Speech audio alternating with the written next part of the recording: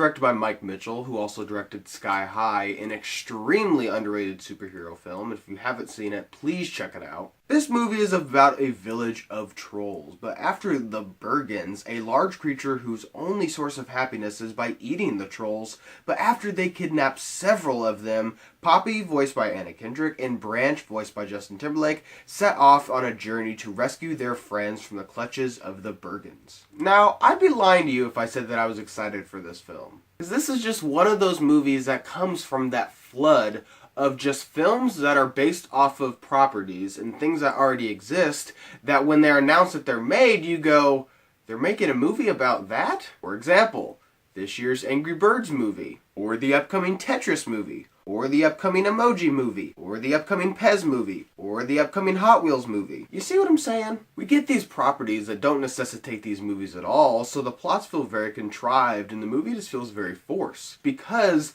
the Lego movie was really successful. And that's a film that shocked a lot of people, myself included, because you wouldn't think that that movie would work. But there's a lot of reasons why that movie was successful. One, because it's not just a film that people go, oh, the Legos, I played with those, that's a good movie now. But it actually had something important to say. It had substance to it. Unfortunately, I cannot say the same thing about Trolls. Something I did like about this film was its animation. Everything felt really warm and fuzzy and colorful. I also think that they did a good job making the trolls look cute, because I don't know if you've seen the toys, but they're kind of horrifying.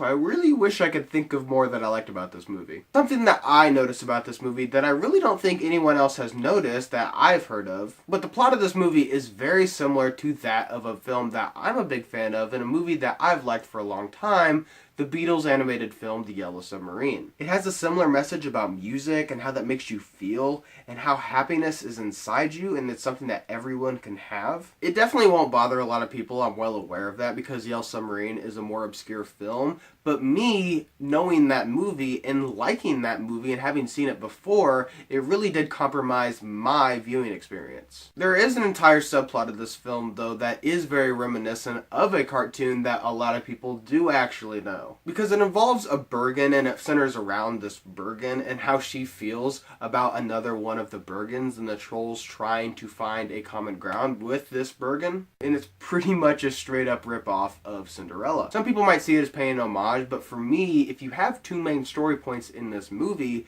and both of those points are similar to other movie, you kind of cross the line from paying homage to just straight up plagiarism. And for those of you who do not know, this film is a musical. And I really like Justin Timberlake, and I like his music a lot, so I was actually looking forward to seeing what he could bring to the table with this film. And apart from give or take 2 or 3 songs, the rest of the music in this movie is all covers. And that's really disappointing because I wanted him and Anna Kendrick to come together and write some really cool songs, and we do get like 2 or 3 of them, but the rest of this music in this movie is all covers, which was really disappointing. Overall, this movie was cute enough to keep me entertained, which I think it will do well for children, but I couldn't really think of anything that it had going for it other than its ability to hold my attention. Its impressive animation wasn't quite enough to overcome its familiar plot points and moral lessons, but more than anything, it just begs the question, why? Why did we need a Trolls movie? Especially when them being actual troll dolls like the toys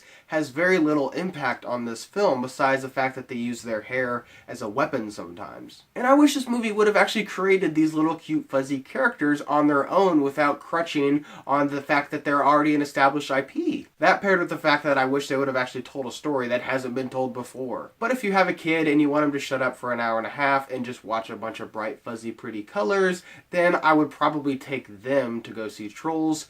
Otherwise, if you're an adult and you like animated movies, I don't think there's much to redeem from this one. Thank you guys for watching today. I hope you liked today's video, and if you did, click on the link down below and subscribe to my channel to see more movie reviews and movie-related things. Again, guys, thank you so much for watching, and see you next time.